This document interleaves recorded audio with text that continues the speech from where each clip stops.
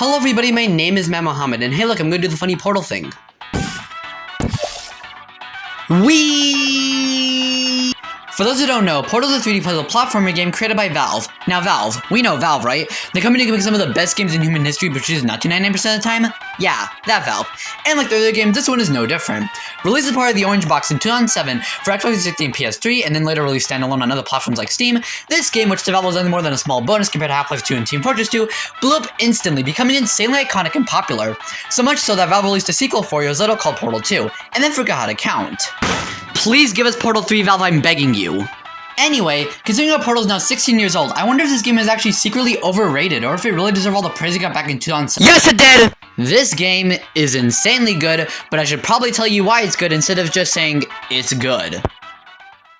So the plot is relatively pretty simple. You play as a character named Chell, who is a test subject at Aperture, where you're testing their newest invention, the portal gun, trademark.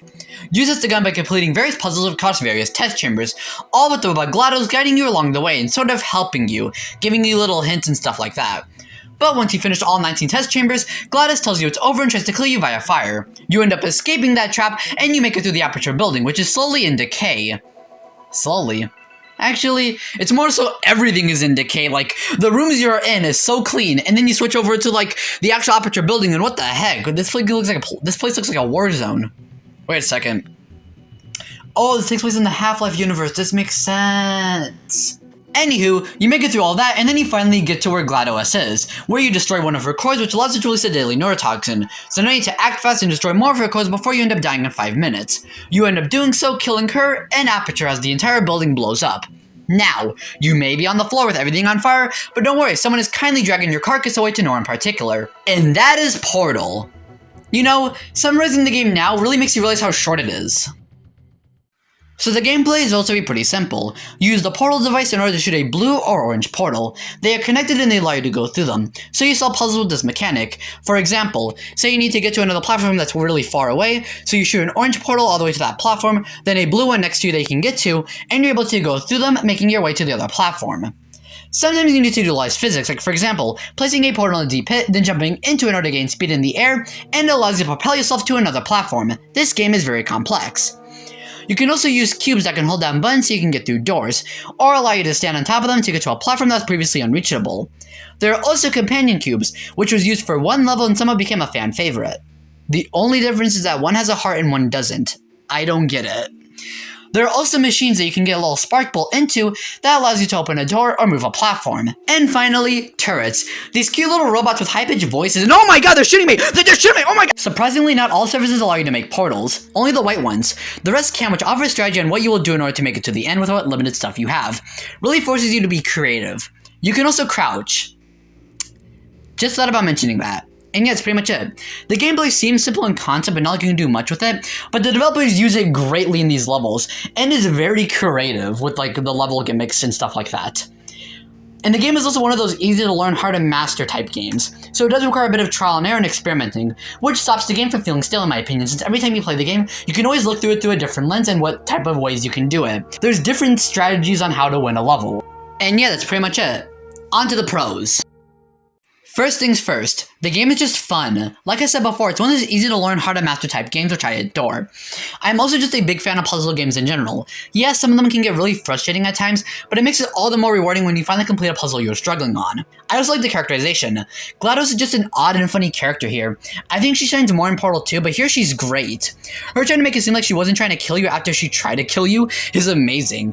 And her little dark lines that are randomly thrown in while you're completing a puzzle catches you so off guard that you can't help but laugh.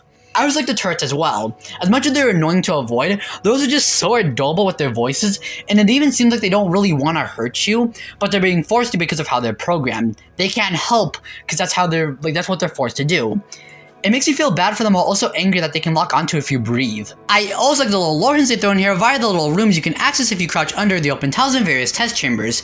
It's not much, but it does give you enough information to start questioning your trust in GladOS and foreshadowing her true nature.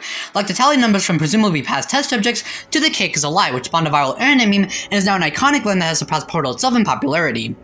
I also like that after test chamber 19, the game just becomes really good, with you trying to escape the complex and unreachable GladOS.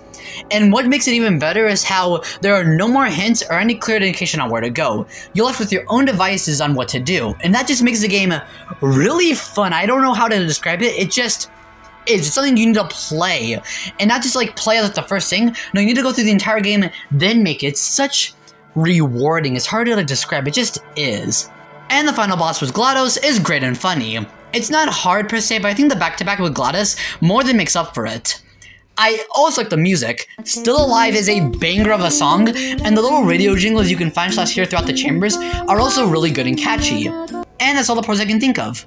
Now, I know this is a short list, but it's only because this is a short game, and trust me, the cons are way shorter. First things first, the game is really short, only 19 test chambers, with you escaping the complex, then your final encounter with GladOS.